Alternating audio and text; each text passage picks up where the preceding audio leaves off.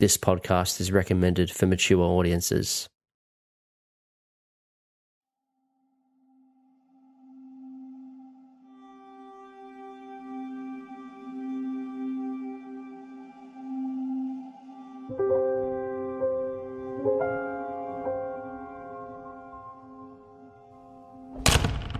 Sergeant Carlisle, sit down.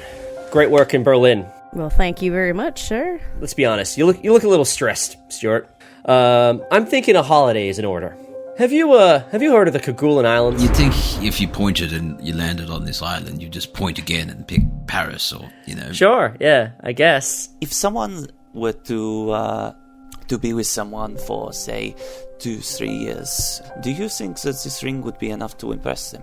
I think whoever gets that ring would be the luckiest woman in the world. Madame Andrea, it was truly a pleasure to have the delight of your company tonight. I'm very curious as to why someone coming to the Kerguelen Islands is wearing a very fancy dress, beautiful as it is. But I'm essentially going to the Kerguelens to study the fossils that are there. It does get pretty cold where we're going, and I just want to make sure that you guys will be safe and healthy.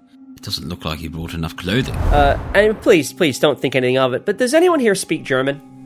Yes, I do. To my darling Lenny, I will miss you so much. We heard a distressing glow earlier. One day, I will be there to wipe the tears from your eyes. And it appears to be coming from someone known as the Black Drop Society. Heard there might be a German vessel heading that way. Not sure why. Sounds like a plan, sir. I shall be headed down to these here islands, then. We approach Betsy Cove soon. I'm not sure. It does sound like a fantastic novel title, actually, and I'd write that down. And they establish bases on which to observe the transit of Venus. The Germans chose Betsy Cove, which is some sort of German astronomy club. The Tenerife will be shipped home in a week, once the Black Drop Society completes its terrible mission. Ma'am, I would love to know more about this. So, the Society's been interested in the Kerguelens back to at least the 1840s. But I was trying to kind of read it upside down while it was in his hands the whole time. I'm not going to talk about that death cult, and then just hangs up. Dun dun dun. It seems as though some of the message might be coded. The letters, the mistakes, the errors that are on the message, it seems deliberate to you. Almost as if there's some sort of code. That is fascinating.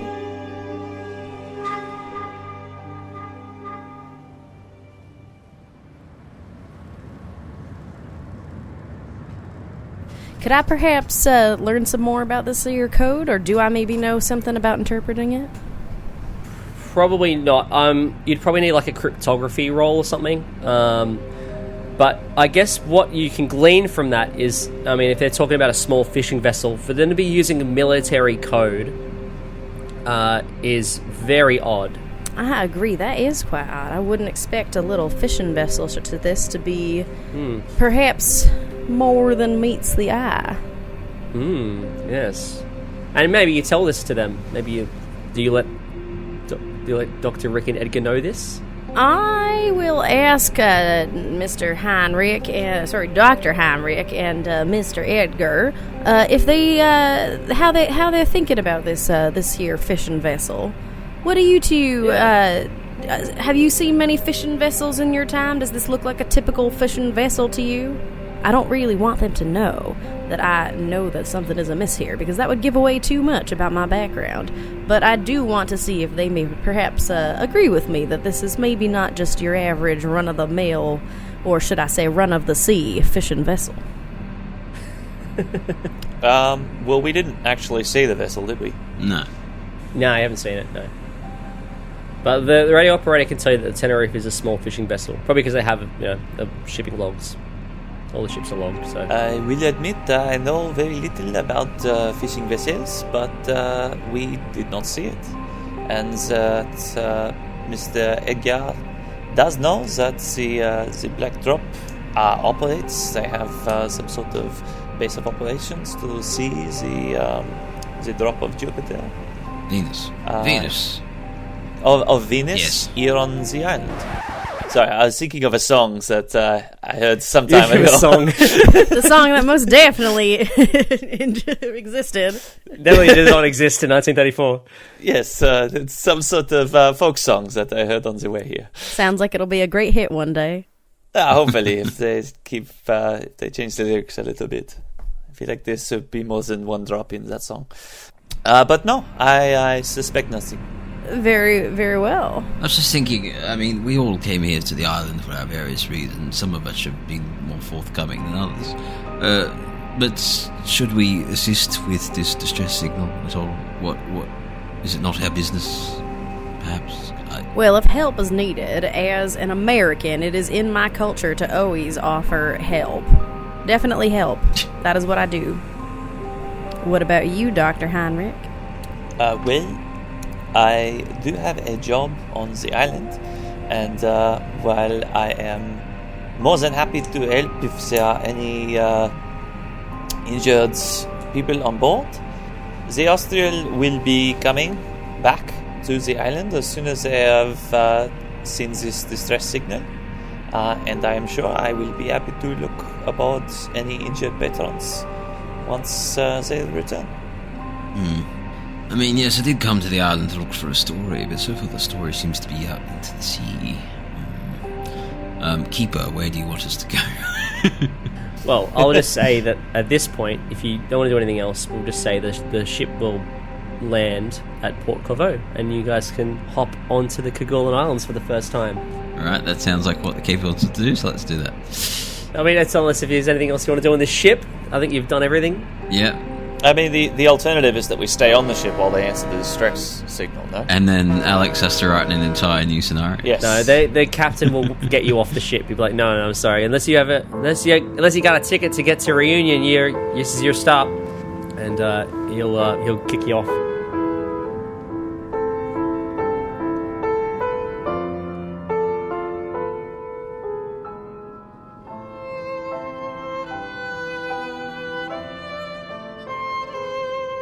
The Fumbled Anthology presents The Black Drop, a Trail of Cthulhu scenario written by Jason Morningstar, adapted for Call of Cthulhu 7th edition, starring Liam Braid as writer Edgar Ravenscroft, and introducing Matt Connor as Dr. Heinrich Himmelfaht, and Jamie Mikado as diner cook Stuart Appleby. Alex Green is the keeper of arcane lore, and everyone else. Chapter 3: Sexual Controversies.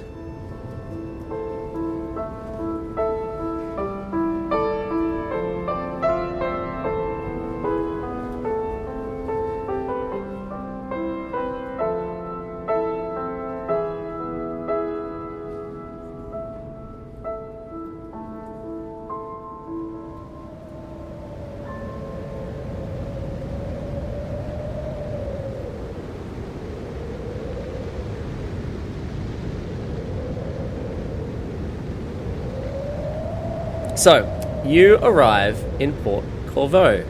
Port Corvo is the worst port in the Kerguelen Islands. Oh, great. It's the only port in the Kerguelen Islands, but it's also the worst port in the Kerguelen Islands. Well, That also makes it the best one. Yeah. It has a protected anchorage and a small group of dull grey buildings built in the French rural style. 3 of the buildings look like family homes, and the other looks to be a sheep shearing shed. You can't see any sheep currently, though. As you step off the boat, you can see the beach, which stretches along the shore to both the left and the right of you, and it's littered with the remains of machinery.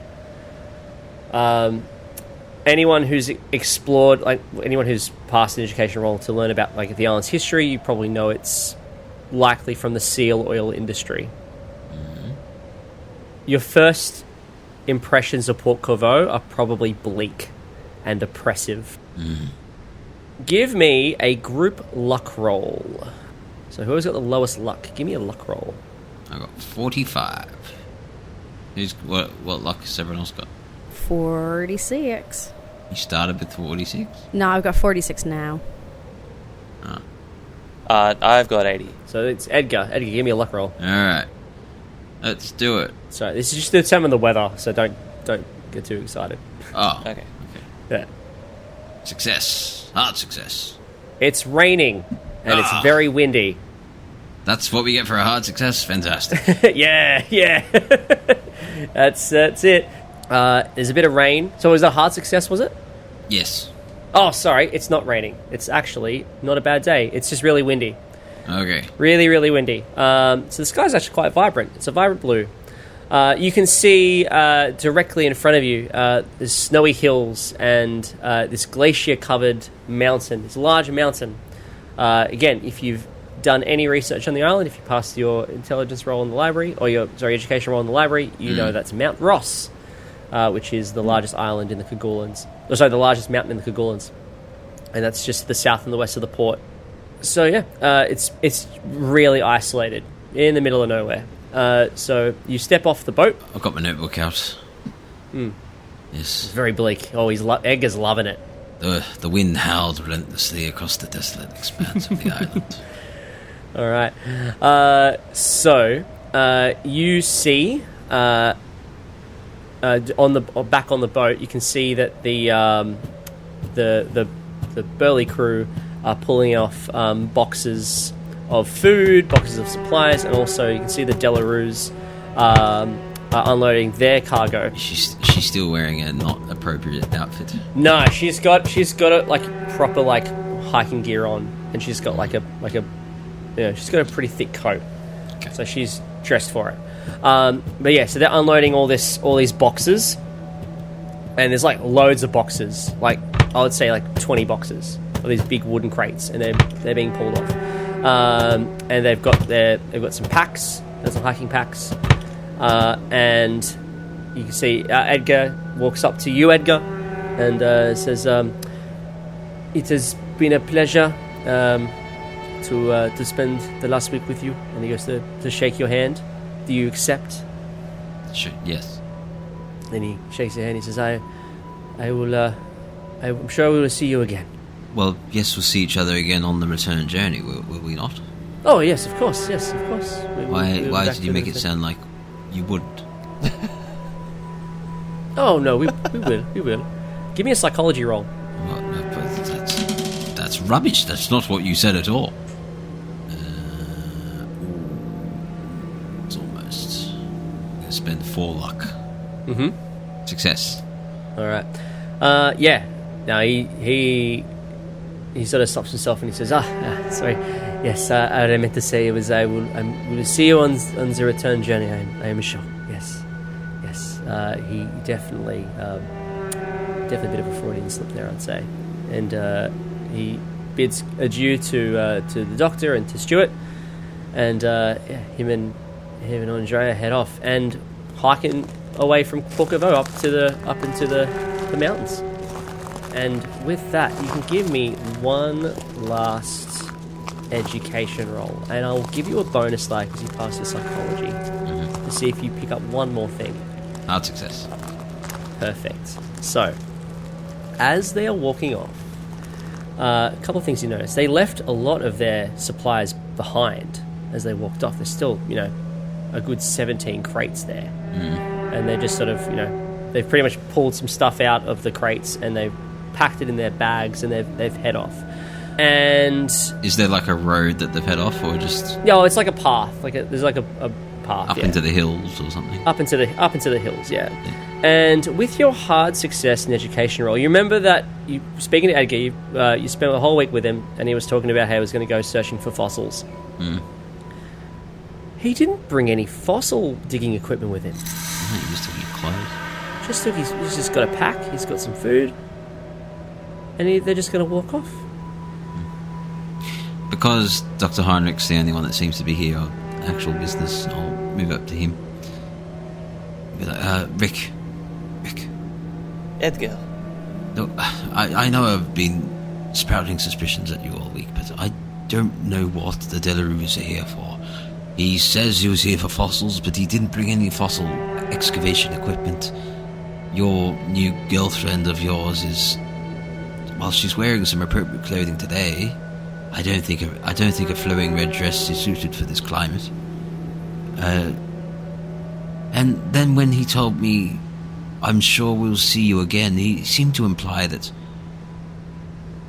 he wasn't quite aware of the mandatory return journey in 2 weeks. It all seems rather odd, no? I don't think they're here for fossils.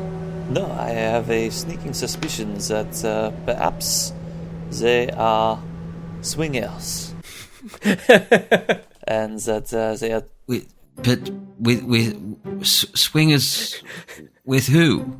Well, did you not know how she came on to me? She's very forward. It's quite inappropriate. Well, you are a handsome man. I have a feeling that perhaps they are here secretly because they are trying to find some sort of covert thing that I am not a part of. Thing. Look, the black drop, you mean? it might be part of the Black Drop, but perhaps they are just into some strange kicks that other people might not agree with, and that's why they came to a private island. It's a very long way away to get into some controversial sexual activities, is it not? No, I quite agree. But France is very... They could have gone to bloody Cornwall or something, and people there would have been fine with it. Oh, come now. You know how restrictive Europeans are, especially compared to South Africa. Anyway. Nevertheless, I agree that they are not quite telling the truth about why they are here. But, in fairness, neither is our fellow passenger, Stuart. Yes, sure. What are you doing? Eavesdropping again. At that point, if I said that, it would have been with a really low voice. Yeah, Stuart, what are you doing? Definitely not eavesdropping and making quiet. Give me a listen roll to see if you hear your name being said, if you like. I most certainly do not. Yeah, okay, cool. Probably thinking about breakfast. Yeah, the only word I heard was swingers, and then I started making little jokes to myself about what they were gonna do to spread their black drop all over town.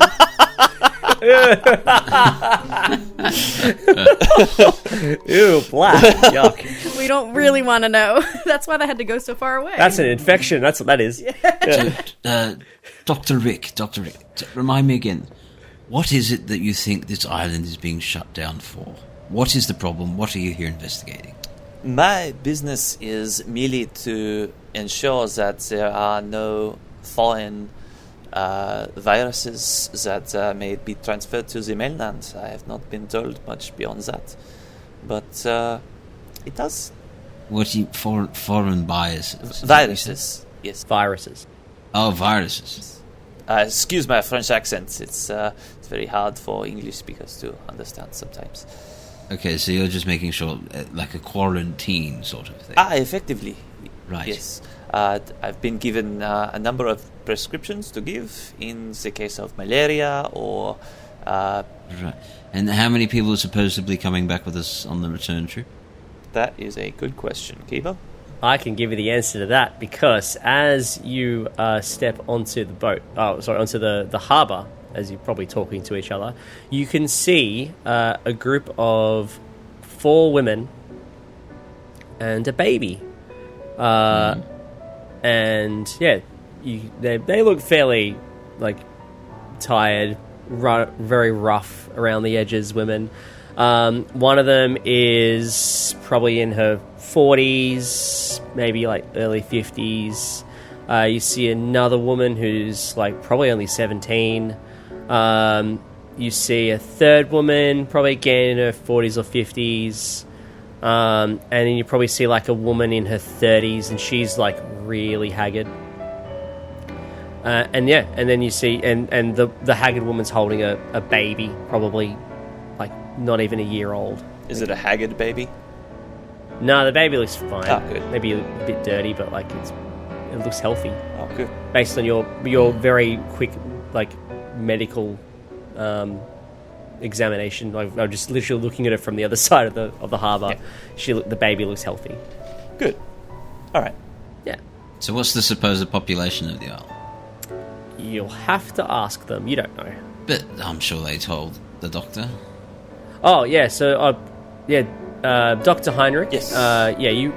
True. Yeah. The government says that there's probably no more than 10 to 15 people on the island at most, I'd say. Okay. Does that include tourists, or just like that's total population, or Total. ah? Total.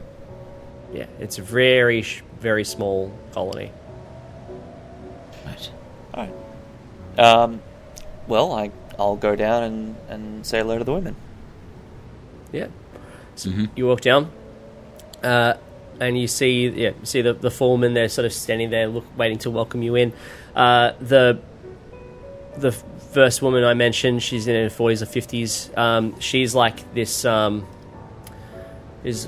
She's probably dressed the nicest out of all of them, and she walks up to you fairly confidently, and goes to give you her hand, and she says, "Good afternoon. I am Pamela Ménager, at your service."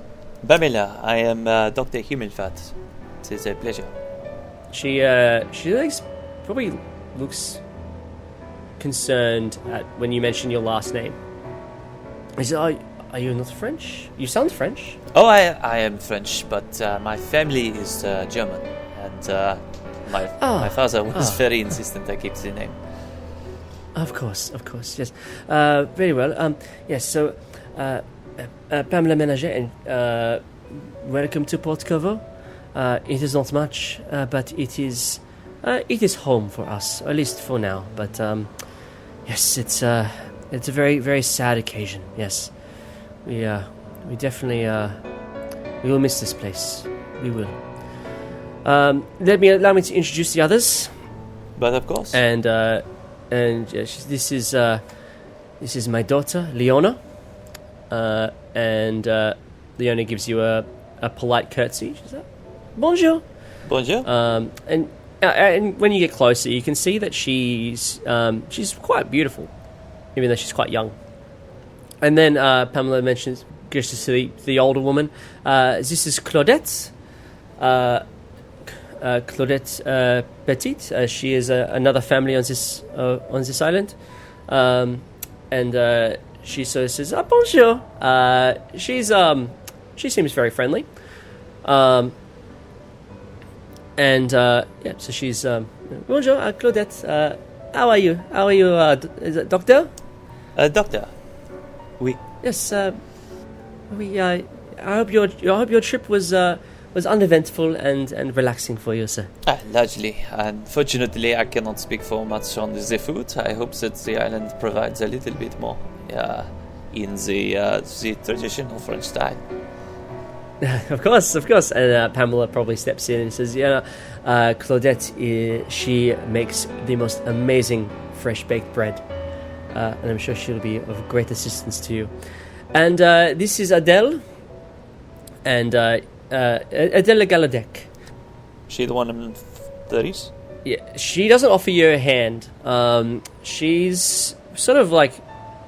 You can see when you get closer, you can see her, like, she looks very stressed. And she's very haggard and she's twitching a bit. And she just starts saying, "That's from Peter, but there are false prophets also among the people, even as there shall be false teachers among you, who privily shall bring in damnable heresies, even denying the Lord that brought them, and bringing upon themselves swift destruction, and many shall follow their promiscuous ways, by reason of whom the way of the truth shall be evil spoken of." Oh, hello. And she sort of quickly snaps out of whatever rant she was going on. She's, hello there. Hello, doctor. How are you? Adele, is everything quite all right? Yes. Sorry. And Pamela says, yes. Adele is rather touched, unfortunately. She's been this way for a very long time. we're not sure what it is. Maybe your skillful medical practice can help us come across maybe it's a diagnosis or maybe a way we can help her out, perhaps. Indeed.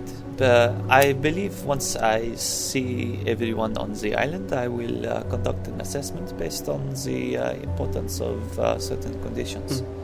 Very good, very good. And who are these people? And she gestures to Edgar and Stuart. What do you guys do? My companions. I'll throw a sweeping hand. This is Edgar Ravenscroft. He is a famous writer from England. Ooh, as if you maybe see Lorne and Claudette, ooh, a little hello.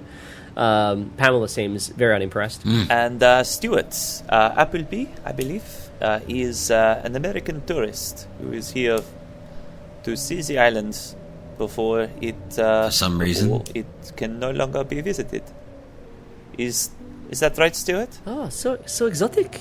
Yes, thank you very much for the kind introduction, Dr. Heinrich. It is a pleasure to meet all of you lovely ladies.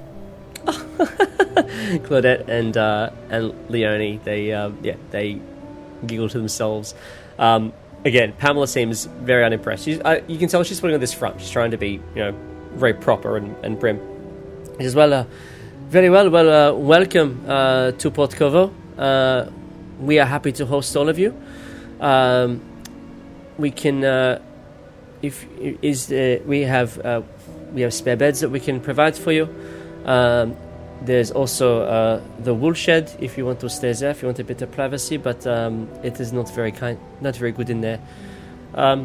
It gets very, very cold at night. I'm assuming you are all very adequately dressed. I think I brought one change of clothes.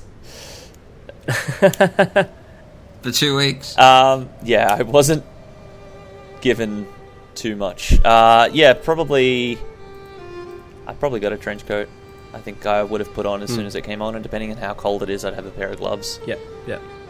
Cool. So Dr. Heinrich, you're welcome to give me a spot hidden roll if you like. Oh, that's a fail. That's all right. What you do see, and I guess you all see this, you can see Pamela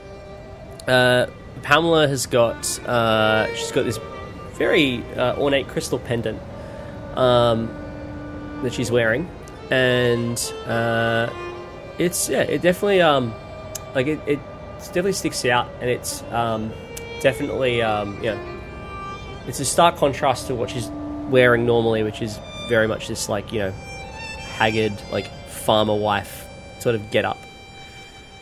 Which one was that? Pamela. She's the main the woman who's sort of introducing everyone and organizing everything. Yes. So do you need any hand moving your supplies into your accommodation? Oh, I packed very lightly. Thank you. Oh, perfect. And as I said, we have we have enough beds for everyone. Do you like to sleep together, or would you prefer to sleep separately? What would you like? If I could be given some privacy, then I can also conduct medical examinations in the same room, and that might save some space. Very good. As you are an official guest of the government, I feel as though I am obligated to offer you my lodgings. So if you want to bring your things, and come this way, and we'll get you set up. A pleasure. And as for you two, she looks at Edgar and Stuart. Would you prefer privacy, or would you prefer your company? I would much appreciate a private sleeping chamber, if that's all right. Very good. Well, you can choose to go with Claudette, or you can choose to stay in Adela's place. And she looks at you can see Claudette is she's swooning over your accent. She thinks you're the cutest thing ever. Well, I am the cutest thing ever. She's correct. Yeah, that's right. And Adele's just twitching, she's muttering under her breath, something religiousy. The Lord is a ship, and the shepherd is the Lord. So yeah, which one do you want to go with? Oh, do I have to go with one of them? I can't get a private sleeping chamber? Oh dear. Would you prefer to stay in the wool shed? That works for me.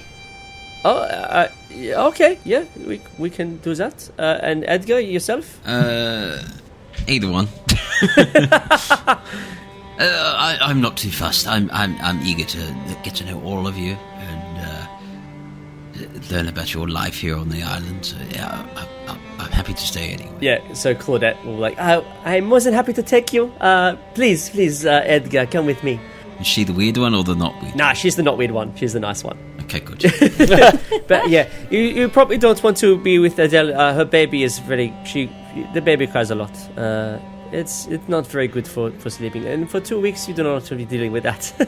But of course, if you... how are you with babies? Not so experienced, but I'm sure we can make do. That's quite all right. Well, it's okay. We can handle it. You are our guests. You don't have no obligation to help out with that at all. Yes. Please, let me help you. And Claudette will pick up your bags for you. Thank you. Take you to her small house. So I guess Dr. Rick, you go with Pamela. And yeah, so Pamela, you go into Pamela's house. It's probably the nicest looking house. Everything's very clean when you walk in. You can tell that she's made a lot of effort to clean herself, keep this place clean. So, did you want to do something? 2 things. When you say house, do you mean like a proper house? It's a house. Yeah. Okay, cool. On the way to the house, I was going to ask Pamela, Miss Pamela, I was just curious. Odell, she has a baby, a son, a daughter. A son, yes. And it is hers? Yeah. Is the father on the island?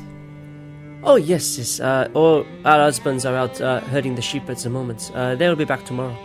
Oh, good. I would hope to meet everyone on the island at some point. Ah, yes, I am sure you will. Yes. Please, come with me. So, again, leads you into the house. It's a very clean house, very schmick. And she takes you to a separate room and sets you up, and you're good to go. And she says, I will be back shortly. I just need to set up the wool shed for Mr. Appleby. Of course. I'm not sure why she did not want to stay in the house, but I guess it's his funeral, I suppose. And so you probably see her like going through the linen cupboard trying to find some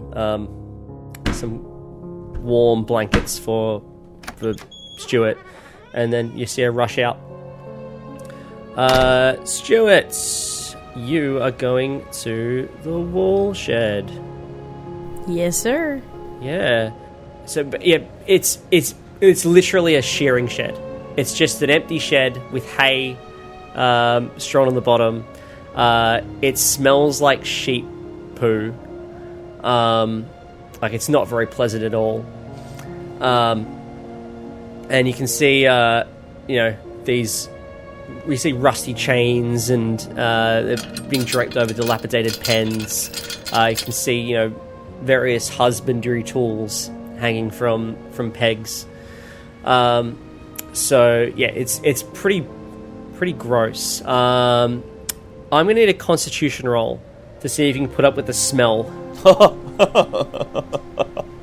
What an amazing choice you've had for your innocent travel. I do indeed put up with this smell. Very good. Oh yeah. So you've probably had worse. So yeah, you happily put up with it. You see Pamela running out of her house with a full handful of blankets.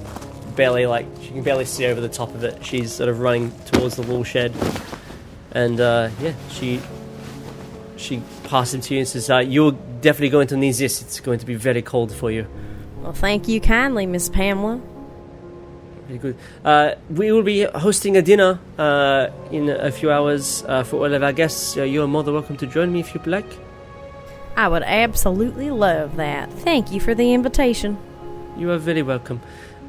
So she passes you those. Meanwhile, over at Claudette Petit's place, you walk into Claudette's house, and you are immediately hit with the smell of fresh French bread. It's very lovely. very warm and inviting. The house is a little more, I guess, it's a bit stuffier than Pamela's house. It's probably got more clutter, but it looks very homely. And Claudette she leads you up to the spare room, and she says, please make yourself at home. Would you like some bread? Well, that sounds quite dandy. It smells absolutely delicious. You're not there, Stuart. Damn it. Asking Edgar this. Edgar made the best choice of all of us. Yeah. That bread smells very French. It's very good. Sorry, what were you asking? Well, would you like some? Would you like to try some? Yes, if it smells French and it tastes French, then I would love some French bread, yes. Yeah, she offers you a plate of French bread and some butter, and it looks French too. It's delicious. Oh, perfect. Beautiful. It's beautiful. So good. I was wondering if I could ask you what brought you out here in the first place. Well, it's interesting story actually. My husband Pierre, he got paid a lot of money by the government. We were a sheep farmer back in rural France, you see, and the government were offering a lot of money to get people out here I guess to make this a proper colony, and we took it up. We moved all of our things, and we traveled all the way out here. It was it was very hard at first, but we got used to it. Yes, but it has not been easy. Lots of families arrived initially, and the weather took out at least half of them. They were on the first boat back, and the harsh conditions probably took out another 25%, and they took the next few boats back, and then before you know it, there's just 3 families left on the Kerguelens. Keeper, the people that met us outside, were they all women? All women, yeah, except for the baby, who's a baby boy. But yeah, all women. I do have a question. Yes. Where are all the men? They're all they're out herding the sheep. Oh, okay. Did we notice any sheep outside? No, I didn't notice any sheep. Well, how far away did the sheep herd? Oh, it's quite away from here. At least a 3-hour hike. Oh, do they have their own lodgings up in the hills or something? Do they? Yes, they have their own lodging. They stay there for several days at a time. They come down every now and again to their home comforts and whatnot, and then they go right back. The sheep do not do well down here. There's no grass for them. You could tell, like, when you arrived, it was very little grass. There's a lot of rock. Do you enjoy your time out here, or have you found yourself regretting your decision to move here? No, not necessarily. No, I do not regret it. I think it's been worthwhile. I mean, the government has been very generous. But I think I am looking forward to returning home. Yes. I have not seen my brother in a while, so it'd be good to see him. Yes. How do you keep yourselves entertained out here? Sing songs. Songs? Play games. Yeah, dancing. Games? What sort of games do you play? Someone brought a deck of cards a little while ago, so we play, solitaire. I don't know. Now I'm gonna look up card games that exist in 1930s. Fuck you. Fuck you. I'm trying to get into the head of the inhabitants of the island so that I can... Yeah, of course. That makes sense. 1934 card games. I'm sure poker existed. Someone brought a board game called Make a Million. It's fine. We play that sometimes. How long have you been here? I've been here for about 5 years. Have you ever succumbed to boredom or lack of motivation to live here? What? Yeah, I mean, sure. It sometimes gets sad. I miss home. Sometimes I get homesick, but Pierre's a good man. He looks after me, and when he's home, it makes me feel like this is my family. And what's the best part about living on the island? The peace and quiet. Everyone looks after themselves here. Everyone looks out for each other. It's a very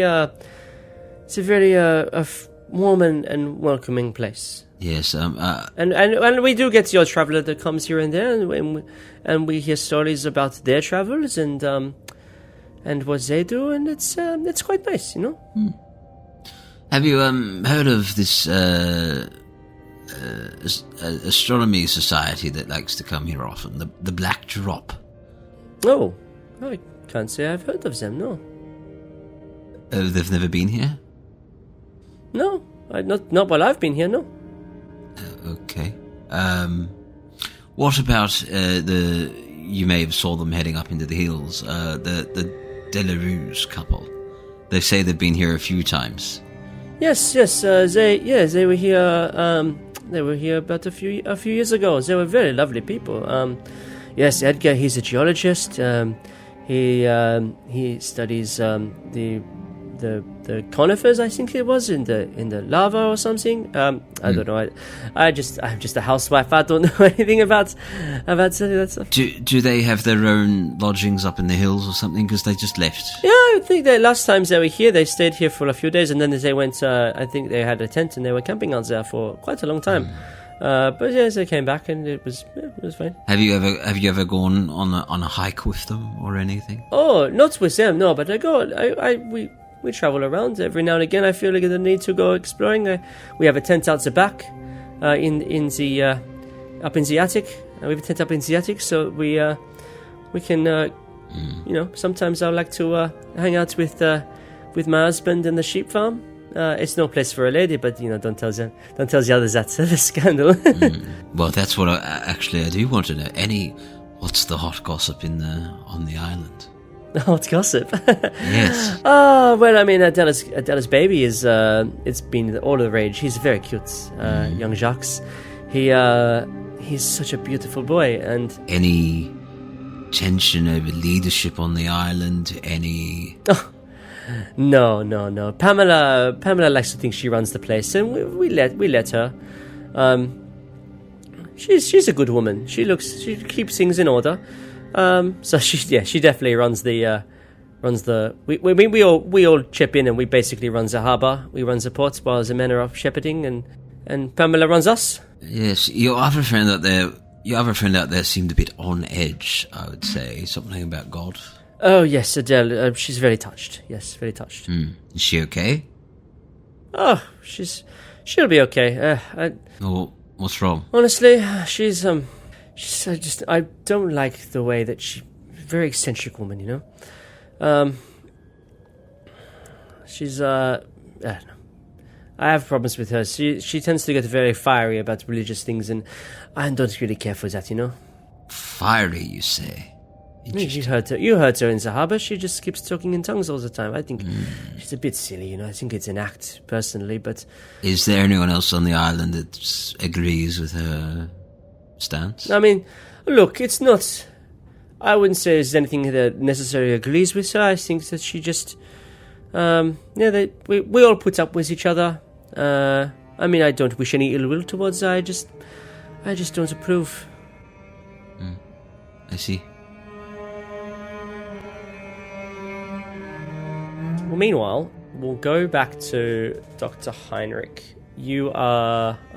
what are you doing at this point? I'd probably be unpacking my stuff, kind of setting up a sort of office of sorts in my own room.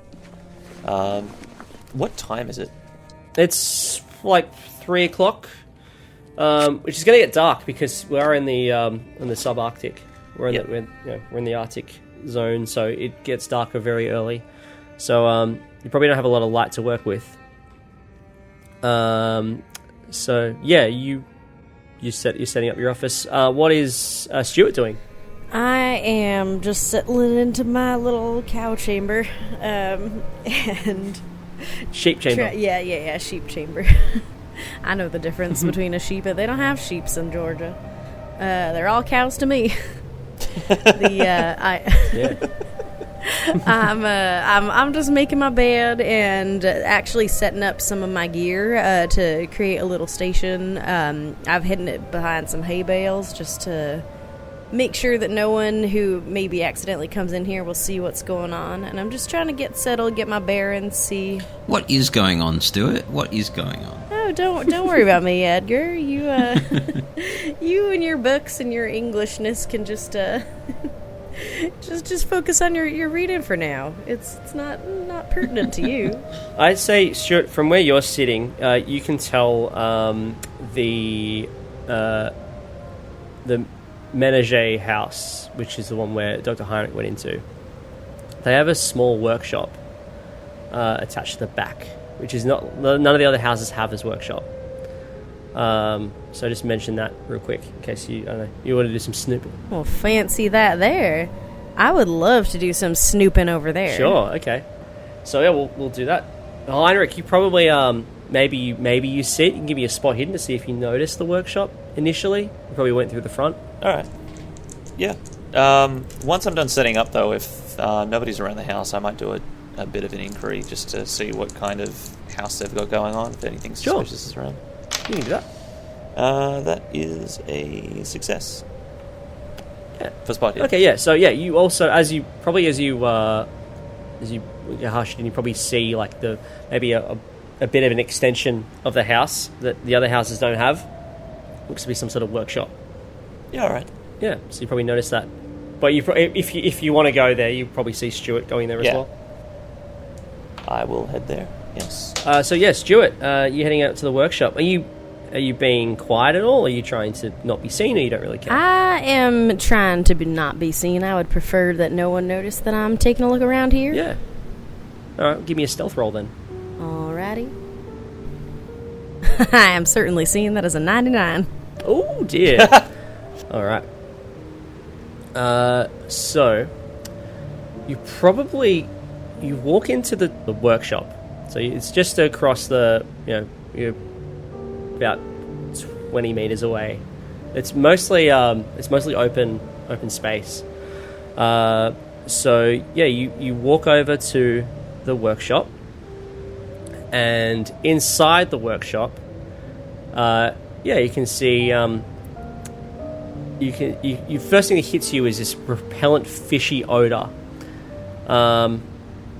and probably turn on a lantern or something, and you can tell there's a lot of seal rendering equipment just sort of sitting around. That's probably where the smell's coming from. So you can see a workbench sitting in sort of one end of the room, and the workbench contains. Stop me if you don't want to look at the workbench, but I'm assuming you look at the workbench. You can see jewelry, tools for jewelry making. So very fine tools used to make jewelry, and there's a metal box that appears to be locked. Well, that's quite intriguing. I grab this metal box and see if I can figure out this locking mechanism and potentially get in to see what's inside. Yeah, okay, so... Do I see him doing that? Yeah, you do, I think, because you fumbled. Heinrich, you just see Stuart. You probably go down to the workshop, just have a look around, and you see Stuart has picked up this metal box, and he is just, doing God knows what to it. Stealing it? Monsieur Appleby, I do not know American customs, but in many parts of France and the colonials, it is considered impolite to be going through another person's things, especially locked boxes. Ah, yes, well, hello, Dr. Heinrich. Fancy seeing you here. And to what do I owe the pleasure? I am staying here and was looking for somewhere to set up an office. But what I am very curious about is what you are doing here. Well, yes, of course. I am just taking a look around, just seeing what's happening in this here garage area. I don't know. I just noticed that none of the other houses had a lovely place like this, and I couldn't resist but take a little look. At the locked box? Well, you see, I'm not actually sure if it is locked or not. Have you ever seen a box like this before? I certainly haven't. I have seen many a locked box before. Usually the padlock gives it away, as the fact that it is not in a location that is for easy access. Well, fancy that. So perhaps it would be remiss to put it down. Put it down! Sorry, my German heritage slipped in there a bit. Well, Dr. Heinrich, surely curiosity has never gotten the better of you. Medical curiosity is my forte. However, these people have been nothing but lovely to us, and I would be remiss to encroach upon their hospitality. Well, why don't you simply think of this as my medical curiosity? I say nothing and watch to see what he does next. What does Stuart do next? I continue fumbling with the box, of course. Alright, you can give me a locksmith roll, or you can give me a hard strength roll. The locksmith roll will let you, pick the lock. Otherwise, you can smash the lock open, but then they'll know you've been snooping around, I guess. Yeah, I will give you a strength. You said strength? Strength, yeah. Give you a strength roll so you can just pry it open. Oh, Jesus. I certainly cannot. That's a 91. No, you're trying to get it. You just can't quite get a good purchase on it. The box is a bit slippery, perhaps. And yes, as you're fumbling with this box, you probably feel a hand on your shoulder, and you turn around, and Adele the Galadec, the haggard woman, is looking at you wide-eyed, and she's yelling at you. And she says, "Oh, the great dragon was cast out as old serpent, called the devil, and Satan which deceiveth the whole world. He was cast out into the earth, and his angels were cast out with him one day, and they worshipped the dragon, which gave power unto the beast, and they worshipped the beast, saying, Who is he unto the beast? Who is able to make war with him? Well, who? You? Me? No, sir. No, sir. Oh. Hello. Give me a sanity roll. Am I you. rolling? Yep. Yeah, both of you. That's a success. Heinrich, you don't lose any sanity. She's clearly medically unwell. Stuart? Incredibly successful there. Yeah, she's just a strange lady. Well, hello to yourself. You doing all right there? And she says, hello, what are you doing? This is Leon's workshop. Did Pamela say you could come in here?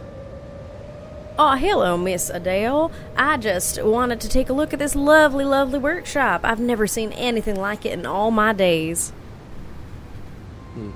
As you do this, you probably notice that she is wearing a necklace. Not as fancy as Pamela's big pendant thing, but she's wearing this necklace, and it's got a strange, it's a strange crystal in this necklace. It's very purple. It probably catches your eyes as she's talking to you, and she's it's just a humble place. It's usually not allowed in here, but this is where Leon makes his jewelry. Does everyone possess jewelry made by Pamela? No, Pamela doesn't make the jewelry. Leon makes the jewelry. It's beautiful. And she probably gives you a closer inspection of the pendant. And so, is it beautiful? Is it not such fine jewelry? Such a thing of wonder. Having the glory of God and her light was like unto a stone and most precious, even like a jasper stone, clear as crystal. That's Revelation 21:11. Leon made them for us. So lovely. They are lovely. I was wondering, where did she get the materials from? She says it grows here. I think the crystal is from a Kerguelen crystal. Yeah. And she offers you you can hold it if you like. Yeah, I'll pick it up and I'll have a closer examination. Yeah. So you grab the crystal, and it seems It seems heavy in your hand. Like it's a little thing, but it's got some weight to it.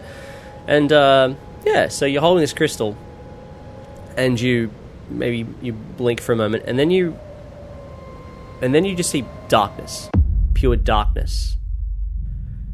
It's almost as if the lights have gone out, and you can't even see in front of you. And when you try to move, you can't move.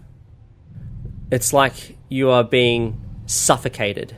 Your whole body is being suffocated. I'm not sure if you've ever experienced anything close to being buried alive, but if you have, this is what it feels like. You feel like you've been buried alive, and you're struggling to breathe, and you're thrashing around. You're trying to get out of this situation that you're in, but you can't get out, and it's making you angrier and angrier. And you're trying to yell, but you can't because your mouth is being covered in dirt. And all you want to do is just scream at the top of your lungs, and you can't. You feel this whole claustrophobic moment. And then you, in an instant, it's only a moment, and then you blink again, and you're back in the room, and you're holding this crystal. I think I'd instinctively drop it. And you drop the crystal.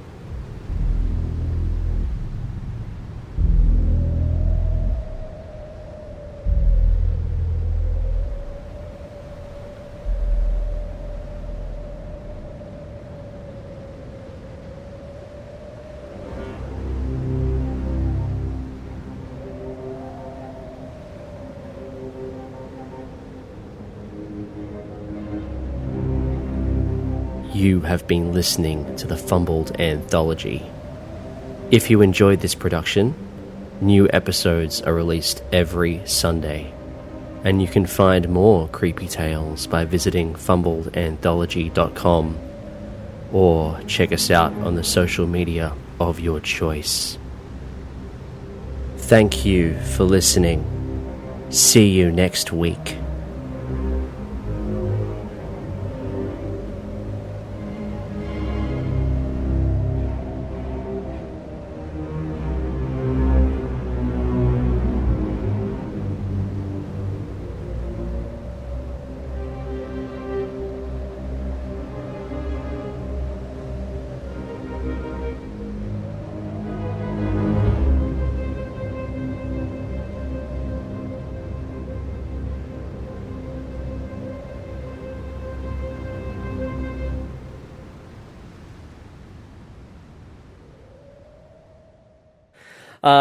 And as you get off, Dr. Heinrich, Andrea, as she'll maybe pull you aside and say, Doctor, before we part ways, I must ask, tell me, did the wind sweep you off your feet? And did you finally get the chance to dance along the light of day and head back to the Milky Way? And tell me, did Venus blow your mind? Was it everything that you wanted to find? And I hope you miss me while you're looking for yourself out there. And Dr. Heinrich goes, nah, nah, nah, nah, nah, nah. I am afraid that you may be looking for someone else, dear Andrea. For I am just a plain old Jane. You told a story about a man. Very good.